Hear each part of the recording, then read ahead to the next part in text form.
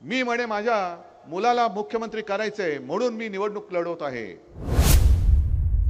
पवार साहेबांना सुप्रियाला करायचंय। अहो ठीक आहे, आम्ही आमच्या मुलांसाठी करतो, पण तुम्ही स्वतः नवरदेव बनून तिकडे बोलवती उभा आहे, किती वेळा राहणार तुम्ही? मी पुन्हा येईन, मी पुन्हा येईन। अरे घरी जा रे, आता खूप झालं। तुम्ही घराणेशाहीवरती आरोप करता, मग पहिले तुम्ही खुर्ची सोडा ना। सोडा खुर्ची, नाही होणार मी पंतप्रधान, सांगा देशाला जर हिम्मत असेल तर। होत आई वडील विचारतात, काय रे नोकरी मिळाली का? नोकरी मिळत नाहीये। स्वतःचं घर कसं चालवायचं वय निघून चाललंय।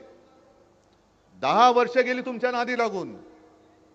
म्हणजे त्यावेळेला जे 25 वर्षाची मुलं होती ती आज 35 वर्षाची झाली, तरी त्यांना नोकरी नाहीये। आणि तुमची एक टर्म झाली, दुसरी टर्म झाली, तिसरी टर्म झाली। किती वेळा तुम्हाला एक्सटेन्शन द्यायचं? एक तर तुम्ही कायमस्वरूपी रोजगार आणतच नाही आहात।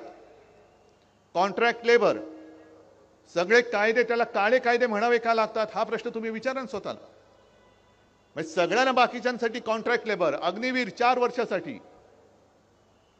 म्हणजे त्याला 4 वर्ष झाल्यानंतर तो किती उत्तम काम करणारा असू दे, पण त्याचं कॉन्ट्रॅक्ट संपलं, तू जा, तुझी गरज नाही। म्हणजे कंत्राटी पद्धतीने संपूर्ण देशभर तुम्ही कामगार उपलब्ध करताय, ज्याच्या भविष्याचा काही तो वेधच घेऊ शकत नाही। मग तुमचं सुद्धा कॉन्ट्रॅक्ट आता रद्द का करू नये हा जनतेने प्रश्न तुम्हाला विचारला, तर उत्तर काय तुमच्याकडे? तुमची सुद्धा 5 वर्ष झाली, 5 वर्ष, 5 वर्षानंतर एक्सटेन्शन, त्याच्यानंतर पुन्हा एक्सटेन्शन, किती? आणि माझ्यावरती तुम्ही टीका करता, पवार साहेबांवरती करता। मी म्हणे माझ्या मुलाला मुख्यमंत्री करायचंय म्हणून मी निवडणूक लढवत आहे। पवार साहेबांना सुप्रियाला करायचंय। अहो ठीक आहे, आम्ही आमच्या मुलांसाठी करतो, पण तुम्ही स्वतः नवरदेव बनून तिकडे बोलवती उभा आहे, किती वेळा राहणार तुम्ही? एकदा झालं, दोनदा झालं, तुमची हौसच भागत नाही। मी पुन्हा येईन, मी पुन्हा येईन। अरे घरी जा रे, आता खूप झालं। घरी जा आता। म्हणजे स्वतःसाठी लढतायत, त्यांना लाज नाही वाटत। म्हणजे स्वतः पहिलं मोदीजी, तुम्ही घराणेशाहीवरती आरोप करता, मग पहिले तुम्ही खुर्ची सोडा ना। सोडा खुर्ची, नाही होणार मी पंतप्रधान, सांगा देशाला जर हिम्मत असेल तर। होत तर नाहीच आहात तुम्ही, ते तर देशाने ठरवलंय।